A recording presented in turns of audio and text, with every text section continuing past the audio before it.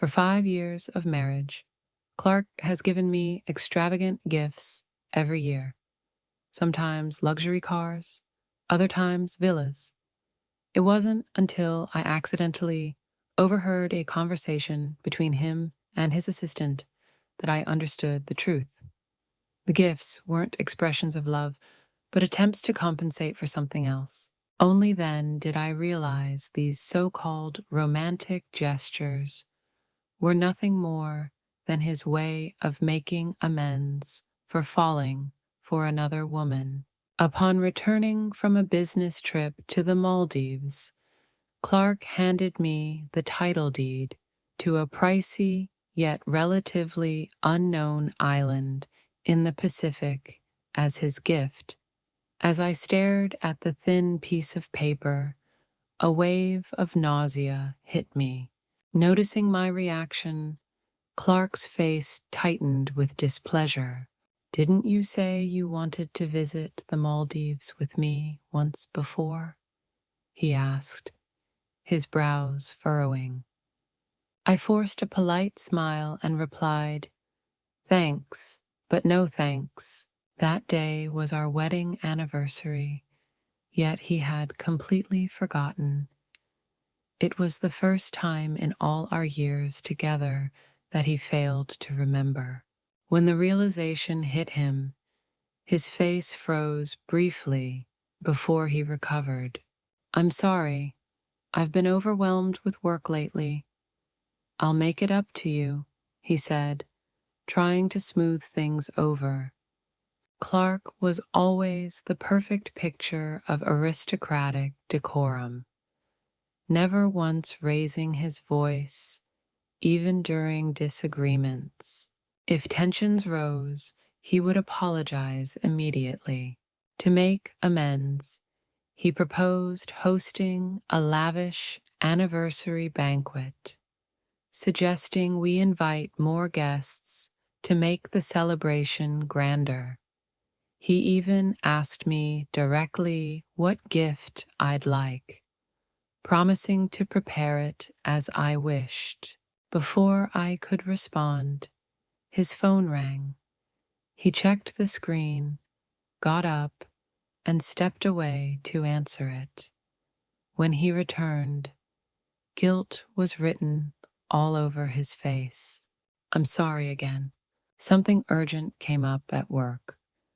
I need to go back to the office." I nodded, understanding. "You've been working hard lately. Don't strain yourself. Let Wu drive you." Wu, our driver, escorted him away. Once they left, I went to the car Clark usually drove and checked the dashcam footage. Recently, he had been frequenting a place called Moon Bay, a newly developed residential area. Out of curiosity, I checked Clark's WeChat moments and found a photo tagged in the same location. The image featured a gorgeous young woman with long, wavy hair and legs accentuated by a short skirt and high heels. Undeniably eye-catching. The same woman had recently shared a picture of herself from the back, wearing a bikini while vacationing in the Maldives. Though her face was not visible, her hand was shown, paired with a cryptic caption, "A shallow soul feels empty even with an island, while a pure heart is wealthy even when owning nothing." I downloaded a clearer photo of her face and sent it to Wu. One of the fundamental principles among wealthy wives was ensuring key household positions were filled with trusted individuals. I stored all the property deeds and certificates in a special safe labeled for gifts. This included real estate titles, vehicle ownership certificates, and even the deed to the island. Each time Clark replaced his secretary, he would send me an extravagant gift. He claimed that as his wife, I deserved to be consulted about such staff changes, and his gifts were a way to apologize for not doing so. It was a classic display of aristocratic upbringing, with even his acts of atonement presented with elegance. Indeed, he was a textbook example of a well-trained spouse, a perfect gentleman who understood how to pacify his partner. Upon reviewing my collection of gifts, I counted 5 property deeds, 10 vehicle certificates, and now the title for a private island. The sheer volume of these compensation gifts painted a clear picture of Clark's romantic escapades. So many, it almost felt enviable. While I was lost in thought, my phone vibrated. It was a video call from Wu. Clark, as it turned out, hadn't lied. He was indeed back at the office.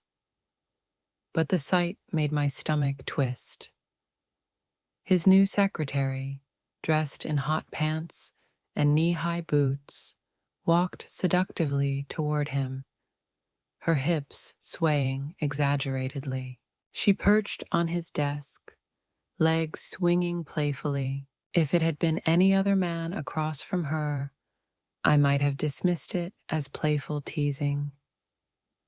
But it wasn't. It was Clark, and his reaction confirmed it all. He stood, leaning forward on the desk with both hands, and pressed a kiss to the woman's neck. She smiled with satisfaction, clearly pleased by his attention. After a few moments, both of them breathless, Clark pulled back and retrieved a small box from his pocket. I finally got my hands on this. Try it on. See if it's what you wanted. Can I let you wear it at the press conference the day after tomorrow? The girl's eyes sparkled as she opened the box, clearly overjoyed. If you're okay with it, I'd love to wear it. But she paused as Clark gazed at her tenderly. Just this once, he said softly. You'll have to return it afterward. If Catherine Ruin notices, it could cause trouble. The box wasn't large, probably jewelry or a hairpiece. But considering how much jewelry I owned, I wouldn't have even noticed if something had gone missing. The woman pouted, sounding a bit hurt. I understand. I'll be careful. I won't break it, and I definitely won't cause trouble for Mr. Pei. She stepped into the corner, holding the box carefully. How do I look? She asked while wearing the item. Before I could see more, the call ended abruptly. A nauseating sense of disgust washed over me, the feeling of stepping in something foul. Clark knew better than anyone how much I despised people touching my personal belongings without permission. Yet here he was, giving away my jewelry right under my nose. I was debating whether to confront Clark directly or take legal action when a WeChat message arrived. It was a muffled audio recording where I could faintly hear 2 voices. Clark, this color seems a bit old-fashioned, and the beads aren't even smooth. I don't get why your wife values it so much, a woman teased. Clark's voice shifted, becoming noticeably colder. Sophie Shen. After a brief pause, the woman's tone softened. All right, I was wrong. Don't be mad. I'll call her Mrs. Pei from now on. The recording ended abruptly. Wu, playing the role of a double agent, knew he had to be discreet. He called me from a secluded spot, lowering his voice. Miss Nguyen, should we continue monitoring Mr. Pei and Ms. Shen at Moon Bay? They're still meeting there frequently. I responded calmly. No need. Can you tell what the gift she's holding is? Ms. Shen tried to see it, but couldn't identify it clearly. She placed it back in the box. It's small, not large, he answered. After the call ended, a chilling sensation spread through me. Sophie wasn't just a typical secretary. She was a rose Clark had nurtured personally. After we married, I had overheard occasional family arguments where Sophie's name surfaced. About a decade earlier, the Pei family had sponsored a group of underprivileged students, and Sophie had been one of them. As a sign of gratitude, she regularly sent gifts from her hometown to the Pei family. Over time, she and Clark developed a deeper connection. Clark went so far as to beg his parents for financial support to transfer her to an international school, even financing her education abroad. His mother, however, caught wind of the situation and grew furious. She forced Sophie to withdraw from school and severed all ties between them. Clark, devastated, eventually managed to move on, or so it seemed. He eventually recovered from his heartbreak, and we dated, then married. Life had appeared to stabilize. But now it was clear. Clark had never fully let go of Sophie. He had merely been waiting for the day when he could cultivate the same roses in his own garden once more. Now, the roses had taken root. All that remained was the garden itself. I searched online for the price of Pacific Islands and realized Sophie was quite a costly investment. By the time Clark returned home, I had already fallen asleep. The moment he laid down, his loud snoring startled me awake. He had clearly been drinking and didn't even notice me using his finger to unlock his phone. I opened his messaging app and scrolled through the chat history between him and Sophie. The conversation was disgustingly intimate. Today was a bit intense, he wrote. Next time, try not to leave marks. Sophie replied, if I can't bite, who should I bite then? Clark answered playfully, no one else plays like you. He ended with a reminder, get some rest. Tomorrow's press conference is important. Don't be late. 2 hugging and kissing emojis followed, making my stomach turn. The upcoming press conference marked Pei Group's debut in cultural relic restoration, a highly significant event for the company.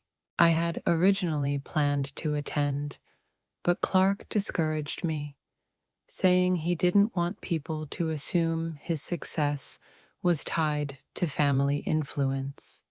He suggested I stay out of the spotlight for now. The next morning, as soon as Clark left for the press conference, I quickly dressed and headed there myself.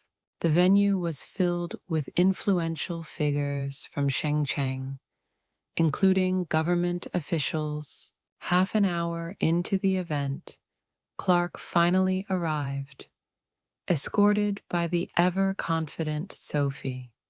Her appearance was striking.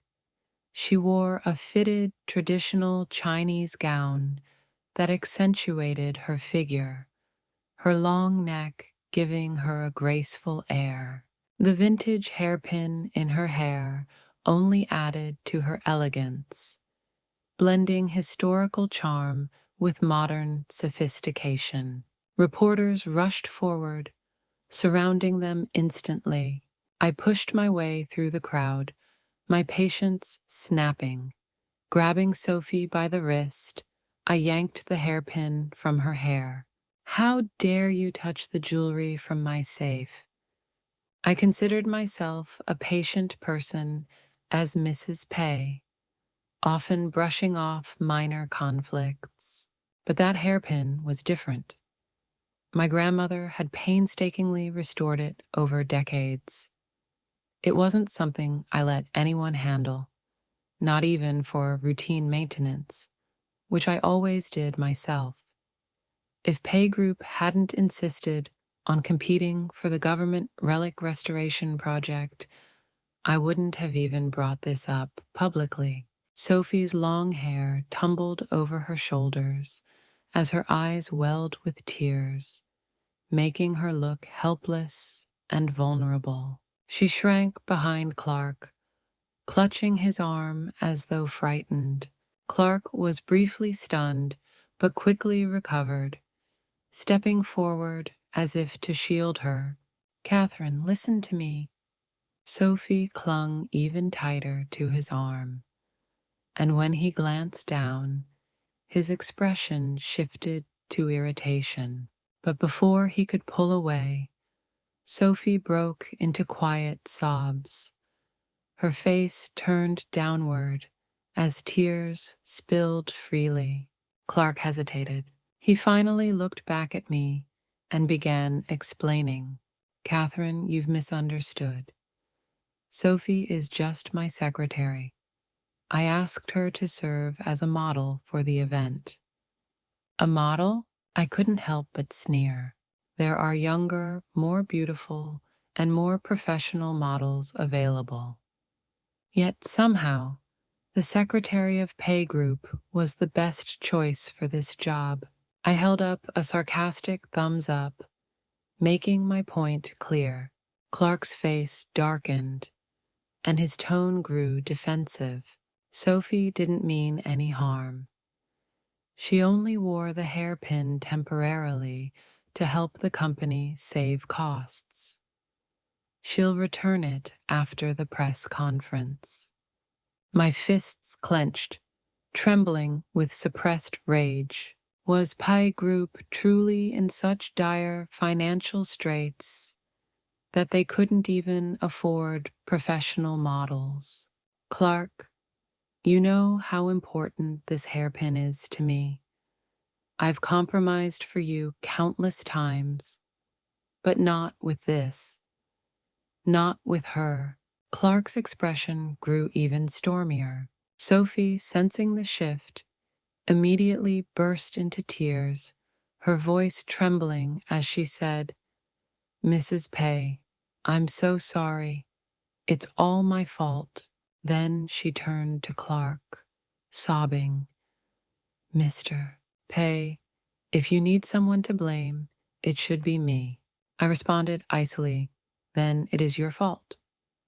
Without giving her time to react, I raised my fist and aimed directly for her face. Sophie cried out in pain, collapsing into Clark's arms as he protectively shielded her eyes. His face was as cold and emotionless as a businessman handling a routine matter. Inside, she was surely thinking, "Catherine, I can't believe you would act this way over a simple hairpin." Her reaction was so exaggerated that I had to suppress a laugh. I'm standing my ground on this issue, yet I'm painted as aggressive, while she clings on to him like a distressed damsel and wins sympathy. And to think they dare to embrace, right in front of the wife, while flaunting the resources she provided. It was absurd. Sophie appeared on the verge of breaking down, struggling to catch her breath. Mrs. Pay, Mr. Pay, please don't argue over me.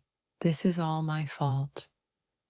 I'm willing to apologize, she stammered, her voice trembling as she attempted to kneel.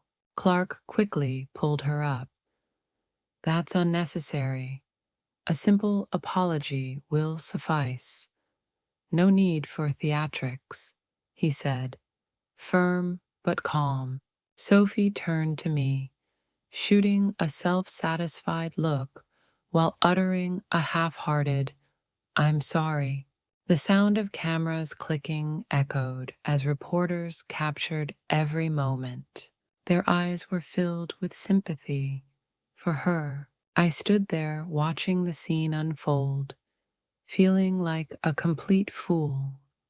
Sophie dramatically flipped her hair, the soft curls spilling over her shoulder as she exposed her pale neck, a perfect angle for the reporters to capture her teary, pitiful expression.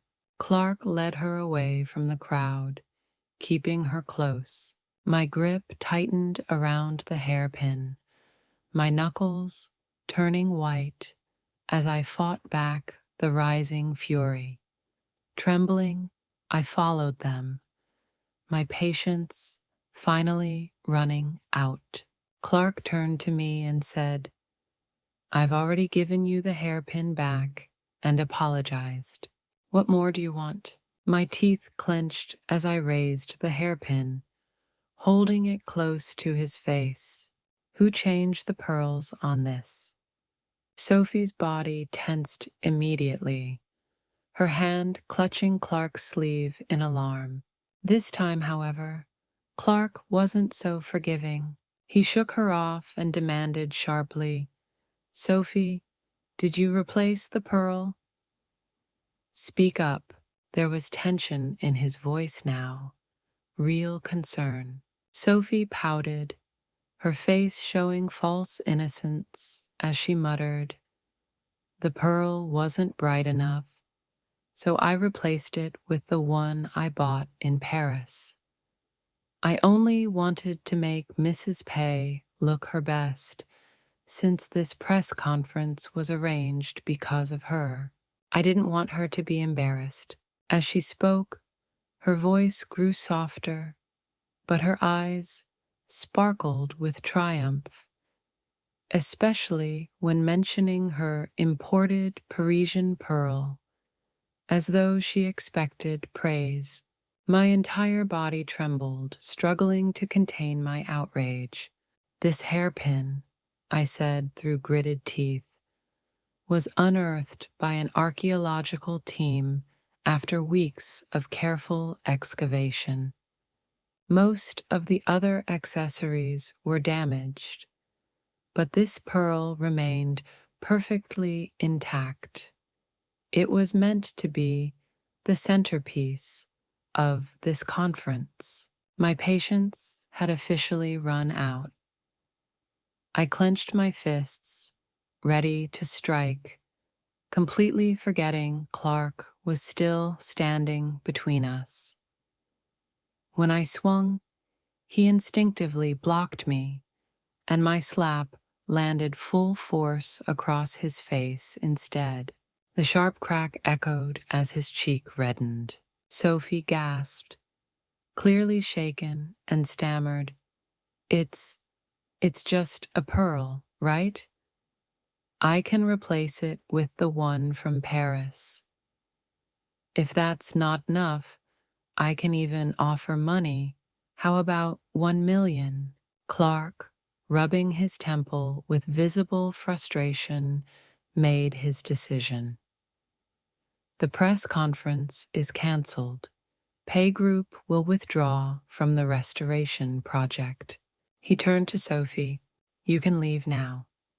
Sophie looked devastated, her lips trembling as she whispered, "I'll wait for you." Clark's patience wore thin. He barely looked at her as he muttered under his breath, "Just go." Sophie's eyes glistened with unshed tears as she lingered near the entrance of the hotel, waiting for him. Meanwhile, Clark and I were locked in a confrontation in the top floor suite of the hotel all night. "Clark, you once asked me what I wanted for our wedding anniversary. Now I'll tell you, I want a divorce. Our marriage was never just about love. The real reason we wed was because your mother approved of me. She told me that in a family like the Pays, fidelity wasn't necessary. What mattered was securing the title of Mrs. Pay. As long as I had that, she assured me, everything else would come with it. She urged me to see this marriage as an opportunity. Working at Pay Group would help fund my grandmother's dream of restoring more cultural artifacts. Clark, your mother was right. You've rotated through secretaries time and again, yet none dared cross me, except Sophie. The timeline is clear. When Sophie became your secretary was the exact moment you began staying out late, forgetting our anniversary, and eventually letting her wear the heirloom hairpin my grandmother entrusted to me. I can tolerate many things, but not this. That hairpin represents more than an accessory.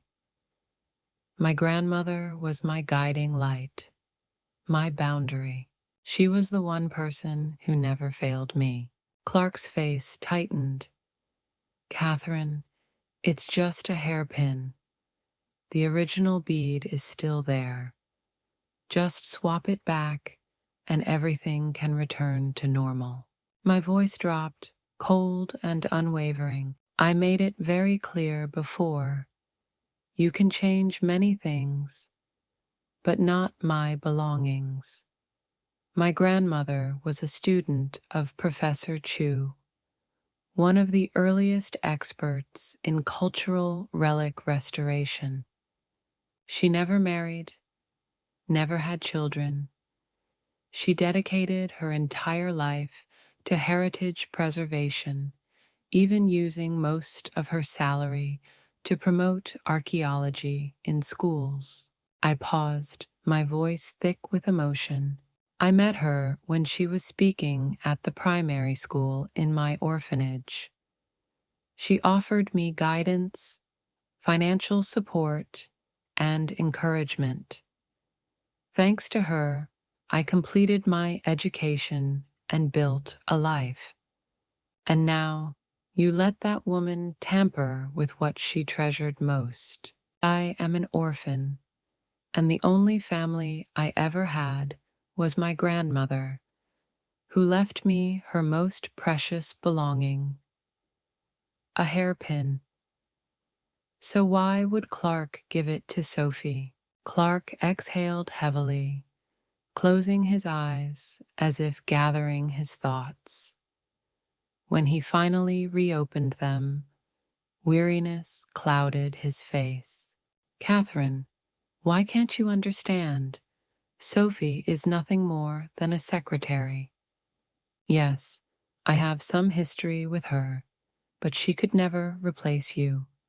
Her education was cut short because of my mother, and her career has been stagnant since. I only wanted to offer her a bit of help. But if it matters this much to you, I'll have her transferred from Shengcheng and stationed at a branch office far away, completely cutting ties. Would that satisfy you?" That solution didn't sit right with me. Without a word, I picked up my phone, called my lawyer, and instructed them to draft a divorce agreement. 3 copies would be prepared, one for me, another sent to Clark's personal email, and the last delivered directly to the company's legal department. Ignoring Sophie, who had been waiting outside all night, I drove home alone. Before marrying Clark, I'd had my doubts. Throughout my life, I had faced countless looks of disdain and judgment, making me question whether genuine feelings from someone like Clark could even exist.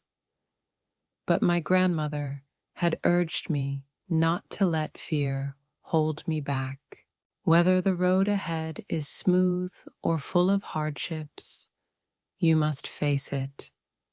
Caution can only bring regret, not growth, she had said. Clark's mother had been fond of me from the start and had made it clear she wanted to see us together. So I decided to take a chance, though the outcome was far from what I'd expected. I didn't have much to pack, just small, insignificant items. After tidying up, the villa was still chaotic, but my belongings barely filled a single suitcase. Just as I opened the door to leave, I was surprised to find two unwelcome visitors standing outside. Sophie, like me, was holding a large suitcase. The moment she saw me, her face twisted in fear, as though I had mistreated her. She clung closer to Clark, who, leaning lazily against the sofa, watched the scene unfold with cold indifference. "I've already confirmed the hairpin can be fully restored," he said flatly. "But Catherine, even though you're Mrs. Pay, the Pay family's assets are still under my control. Do you really think that reclaiming property through Moon Bay will force me to leave Sophie?" His words caught me off guard. So, the house in Crescent Bay belonged to Pay Group all along. His attitude toward Sophie wasn't as generous as she believed. He hadn't even gifted her a home. With a bitter smile, I asked, "Is that what you think I did?" Then, with a slight tilt of my head, I gestured toward Sophie, making it obvious who was playing the victim here. Yet somehow Clark still fell for her act. Folding my arms, I watched them silently, too disillusioned to bother explaining further. Sophie, pretending to look vulnerable, spoke with teary eyes. "Mrs. Pay, I'm really sorry, but I have nowhere to stay, and I can't afford a hotel. I promise I'll leave as soon as I find a place and won't disturb Mr. Pay." I nodded thoughtfully, masking my sarcasm. "You have nowhere to stay? Fine. Why not pawn the pearls you took from Paris? I'll rent you an apartment with the money. How about that?" She hesitated, flustered, before quickly retorting, "But you've already filed for divorce. You don't have the authority to handle Pay Group properties anymore." I almost laughed aloud. Maybe not Pay Group's assets, but what about the apartment in Moon Bay? Speechless, Sophie nudged Clark with her finger, clearly signaling for him to intervene. His brow furrowed as he shot her a warning glance. "Since we're all here," Clark muttered, "let's just stay the night. We can talk about this tomorrow. Catherine, do you really want to leave? You know how many women would give anything to be Mrs. Pay." He seemed to be trying to pressure me, as if I should feel honored to remain. Then, without waiting for a response, he left the room. The moment he was gone, Sophie's demeanor shifted. Her timid act vanished, replaced by smugness. She glanced toward the safe, noting the gift tags, and arrogantly commented, "These gifts must all be from Mr. Pei. Since you're divorcing, they don't belong to you anymore." She then tried to touch my suitcase. I reacted instinctively, kicking the suitcase hard. It tumbled back, knocking into her legs, making her wince and crouch in pain. I slowly approached her, bending down so our faces were level. "These aren't gifts," I whispered coldly. "They're compensation. And honestly, I should thank you and your friends. If you do marry your dream man one day, maybe you'll receive even more." I had initially planned to take the properties with me quietly and deal with matters later. But Sophie's arrogance changed my mind. Right there in front of her, I called my real estate agent. Within the hour, they arrived. We signed a contract on the spot, selling the Moon Bay apartment for $400 million. Seething, Sophie immediately called Clark, dramatically exaggerating the story. Yet his reaction surprised me. He didn't care about the money. His only shock was realizing I had truly decided to leave. As my car was reversing out of the driveway, Clark rushed forward and blocked the vehicle. "Catherine," he said firmly, "what are you so upset about? Sophie was wrong. I'll deal with her. Can't we find a way to work this out?" I lowered the window, smiling coldly. "Clark, if you don't move, I won't mind running you over. We're still legally married, so any injury would just be classified as a domestic dispute." Clark hesitated, his face torn between anger and confusion. Suddenly, Sophie emerged from the villa. Her dress was stained red, her face pale, and tears streamed down her cheeks. "Clark, the baby, our baby!" Clark's expression shifted in an instant, his pupils dilating with shock. Sophie staggered toward him, clutching her stomach, then collapsed dramatically into his arms, crying in agony. Frozen in place, Clark stared at her while the distance between him and my car widened. Without a second thought, I pressed the gas pedal and sped away. His voice echoed behind me, desperate and strained. "Catherine!" But his cry was cut off, drowned out by Sophie's pitiful wail for help. "Clark, help me, help the children," tears streaming uncontrollably.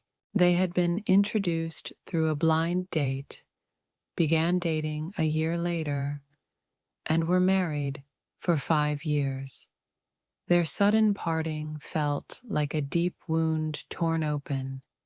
Although they knew the pain would eventually subside, a lingering ache remained in their hearts. The car merged onto the highway, and after several speed increases, they arrived back in their hometown. Upon opening the door, everything appeared unchanged from when Grandma was still alive. Lying on her bed, I could almost detect her familiar scent. People are sentimental by nature. The closure of each emotional bond demands both bravery and suffering. Closing my eyes, I pictured Grandma still beside me, gently offering a cup of warm water while teasing, "What's the matter? Has the world ended because of a man?"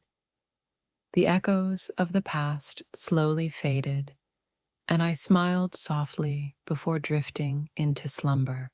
It was the most restful sleep I'd had in days. Sadly, my phone's persistent ringing disturbed me. Clark's mother was calling. She said, "Catherine, when you married Clark, you didn't just become a wife. You took on the duty of maintaining the Pei family's reputation." She vented about how exhausting it was dealing with mistresses and secretaries, complaining they were entirely incompetent. She'd told me countless times that having a child, preferably a son, would secure my position and keep outsiders from interfering. Yet 5 years had passed without any results, and her disappointment was evident. Her tone was filled with disdain and frustration, as though I were standing before her and she was ready to lash out. Considering my background, I wasn't seen as suitable to marry Clark, but fate had worked in my favor.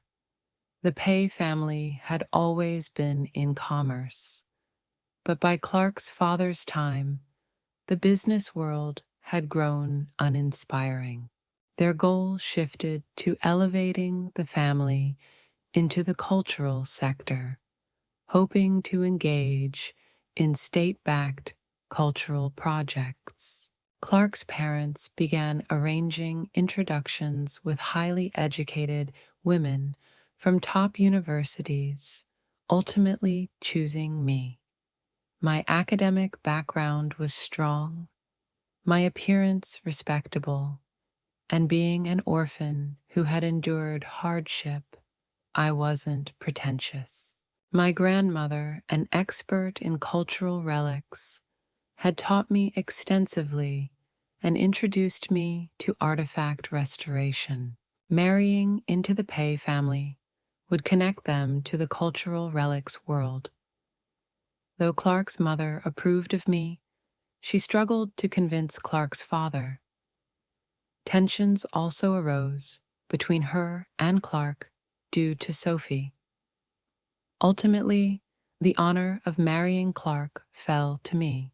I pulled the phone away from my ear, letting her finish her rant before calmly responding, "Mrs. Pei, you're mistaken. Humans aren't chickens. You're already carrying enough eggs yourself." Then I hung up and blocked her number. Clark's mother knew deep down that I wasn't truly avoiding pregnancy. After our honeymoon, I discovered I was expecting. Around the same time, Clark's father unexpectedly revealed he had an illegitimate son and intended to give him a share of the family wealth. This revelation led Clark's mother to use my pregnancy test results in negotiations with Clark's father. On one side was their legitimate, well-raised son expecting a child, and on the other was a defiant, illegitimate son making headlines with scandal after scandal. Clark's father reconsidered, reallocating shares initially meant for me as a gift to our unborn child. However, the illegitimate son reacted furiously, hiring someone to harm me when I was off guard. The attack resulted in my miscarriage. Ever since, the trauma haunted me, leading me to take contraceptive measures. Yet Clark's mother misinterpreted this as infertility. It was disheartening to see Sophie believe her pregnancy made her superior. She failed to realize that Clark's mother held the deepest contempt for affairs and illegitimate offspring. Though I had blocked Clark's mother, I hadn't blocked Clark, as our divorce was still in progress. The two seemed determined to provoke me. Just as I closed my eyes, a WeChat message from Clark arrived. He wrote, "Catherine, I've reflected. Sophie's baby will technically be an illegitimate child. Once she delivers, I will compensate her and send her away. The child will remain with you. That night in the Maldives, we were all having fun, but things spiraled out of control. I don't remember sleeping with her. Something unexpected happened. I responded by stating I had signed the divorce papers, sent them via email, and requested further communication only through email, blocking him afterward. I finally felt ready for a peaceful night's rest. The next morning at 10, my bank account received a $400 million transfer from the real estate deal. I had a meeting scheduled with a wealth management manager to explore investment strategies. While showcasing various options on her tablet, the manager kept glancing at me. By the 15th glance, I couldn't help but question her. She hesitated, then silently checked her phone, revealing a sensational headline. President of Pay Group clashes with husband in public over love scandal. Initially, I had little interest in Clark's affairs, but the eye-catching headline was hard to ignore. The accompanying photo depicted Clark brawling with an unknown man in the street while Sophie lay on the ground, bloodied. Rumors circulating online claim Sophie is legally wedded to another man, but secretly had a romance with Clark, only to be caught by her spouse. The comments section is full of activity, with people making jokes. It turns out wealthy individuals easily attract married women, just as Cao Mengde once suggested. Observing the blood on the woman, it appears she suffered a miscarriage. Yet, the child's paternity remains unclear. Some comments speculate the child could only be from a genuine romantic connection. However, reality differs from fiction. Sophie and Clark have only been acquainted for 2 months, while her pregnancy is already 3 months along. Sophie's husband, He, who runs a PR firm, has published an article depicting Clark as a heartless man who abandoned his wife and unborn child. At a press conference, a video surfaced showing Clark, Sophie, and Clark's original wife together, triggering a major scandal. Later that evening, Clark visited his former home and declared, "Sophie's baby isn't mine. I've confirmed it." That night in the Maldives, she intentionally climbed into my bed while my partner was away. Clark then pleaded, "Catherine, please issue a public statement for me as my wife and express our commitment to a good life together. Let's have another child.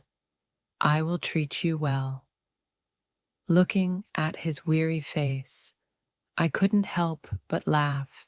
"Clark, do you really think my desire for divorce is about Sophie or her pregnancy?" His puzzled expression made it evident he thought so. "In truth, I've long resented you.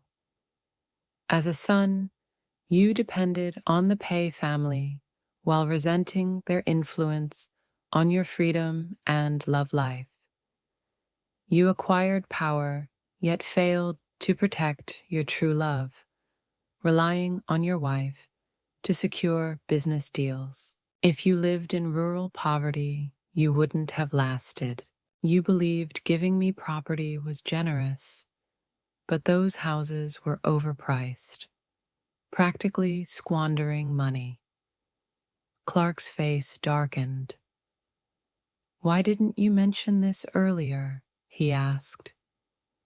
I stared back, thinking, "Because of you." Seeing his brief moment of relief, I added, "You tampered with my things and even dismantled the precious hairpin my grandmother painstakingly restored. I told you repeatedly, move whatever you want, but leave my belongings alone." Clark's face lit up momentarily before freezing. After all the effort I'd spent recovering, was this minor? It amused me because he'd soon realize the gravity. Theft is a crime, and damaging cultural relics is even graver. I didn't want my husband branded a criminal, so divorcing him while he remained blameless seemed the best option for both of us. Clark, now chastised, finally agreed to divorce, booking an early registration. A month later, we met at the Civil Affairs office.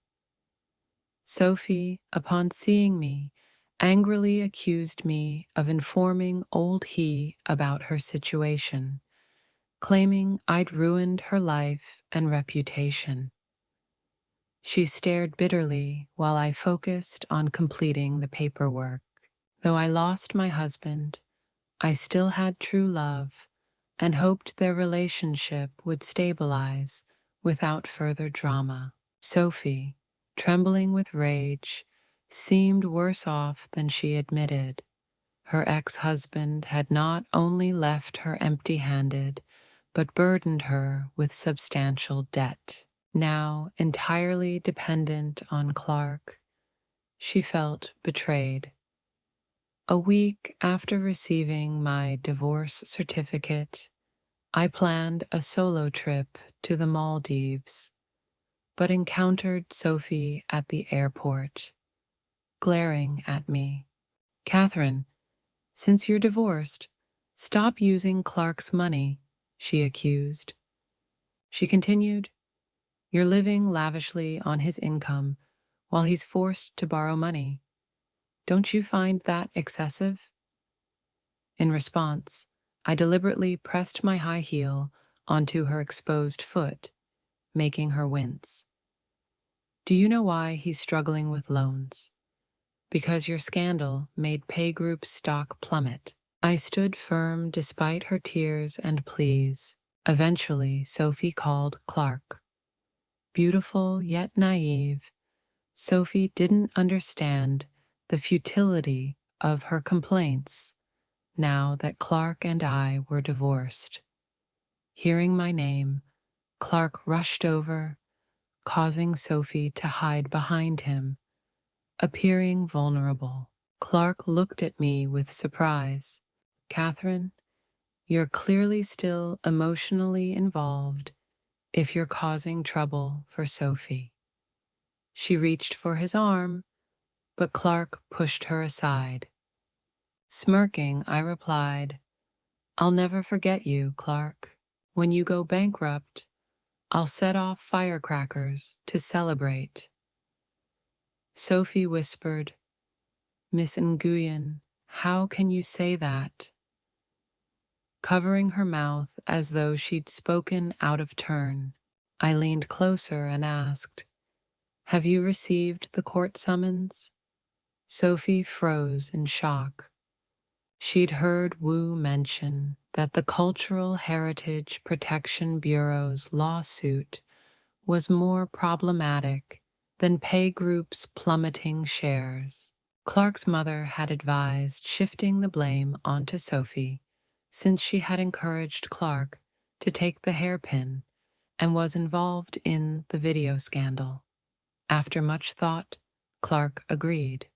First love always remains cherished, while existing relationships often fade into bitter memories. Clark may be self-centered, but he's not foolish. He is fully aware deep down who the right choice is. While browsing his phone by the Maldives shoreline, Wu sent a WeChat message. Sophie received a 1-year prison sentence for damaging historical artifacts and showing a poor attitude. She wept bitterly in jail, longing for someone to deliver a message to Clark.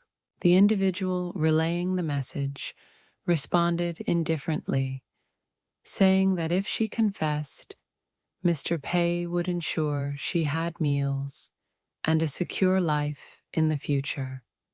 However, if she continued speaking recklessly, she shouldn't fault Mr. Pei for withdrawing his support. Overwhelmed with fear, Sophie paused to reflect and ultimately signed the confession.